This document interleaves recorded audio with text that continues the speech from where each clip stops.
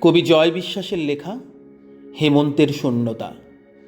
মানুষকে হাজার চেষ্টা করেও ধরে রাখা যায় না।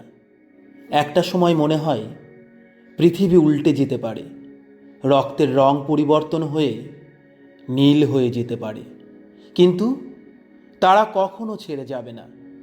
যা কিছু হোক, তারা ছেড়ে যেতে পারে না।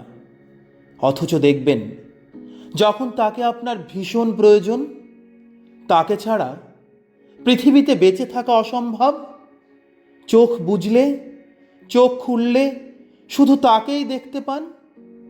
ঠিক তখনই আপনাকে বিষাদ সমুদ্রের তলাহীন দ্বীপে থামিয়ে দিয়ে চেস্টারটনের ব্রজবুলির ভাষায় বলবে, আমাকে ক্ষমা করে দিও। অতঃপর হেমন্তের শূন্যতায় ভেসে আসে প্রতিধ্বনি, সে ভালোবাসেনি, সে ভালোবাসে না। ধন্যবাদ।